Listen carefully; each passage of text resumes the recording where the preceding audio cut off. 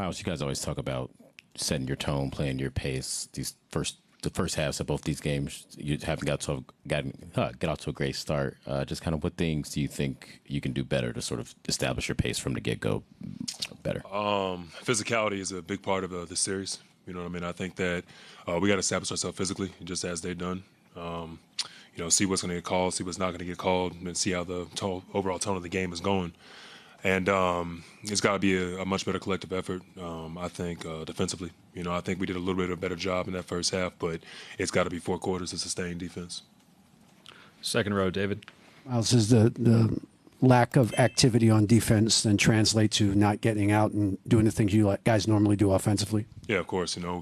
Force them to a miss. You grab the ball, get out in transition, and play our best basketball. But if we're having to take the ball out every single time or fouls, slows down our offense, obviously. So, just finding more and more ways to mix it up defensively. Y'all have seen every defense in the world against Ty, so I know that this is not new. It's just maybe being done a little bit better. But how do you make them pay if they're going to commit so much ball movement and man movement to trying to keep him out the paint?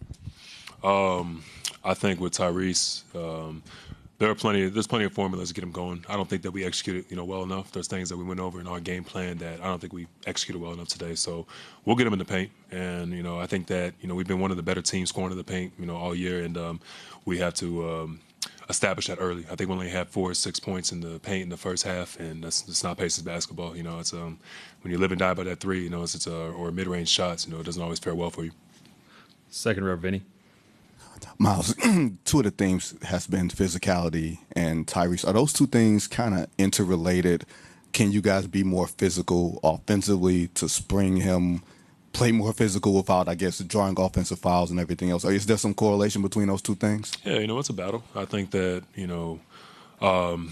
screening is just, there's an art to it, you know what I mean? You have to be able to, set the guy up. Someone like Dort or Caruso, they fight over screens well. So it's just it's a matter of timing it, a matter of being on the same page. And, there's off-ball actions, there's flares, there's plenty of stuff you can do, to get them going. But, again, I don't think we did a good enough job executing on it.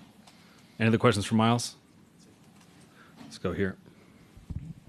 Myles, you mentioned the points in the paint in the first half, and you personally got rolling a little bit near the basket in the third quarter. What are they doing so well that is limiting you guys there? How can you get rolling the way you guys want to go there? As you've seen, they have a swarm mentality. Keep everybody out the paint. They sell out to the paint. They're willing to give up a multitude of shots. Threes, mid range, whatever it is, so we don't get in the paint. So now it's just about making a decision and getting there. I think that.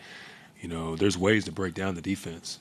I think that, at times easier said than done, but I think we have a formula that we have to execute on. And, again, we just did not do a good enough job of that tonight.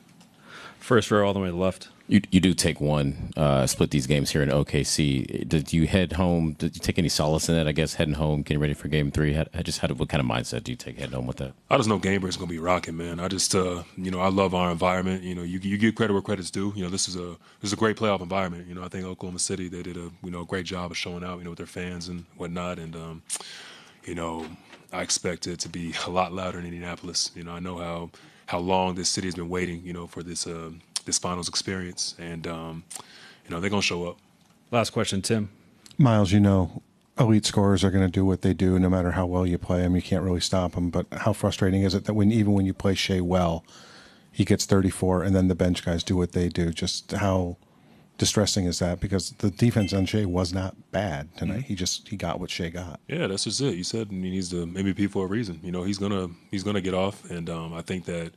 We've accepted that. It's a matter of slowing them down and limiting the role players. A few of their guys, stepped up tonight. I think the Wiggins had a great game. Caruso, he did what he had to do. It's a lot limiting their role players and making it tougher on them at least. Thanks, Myles. All right.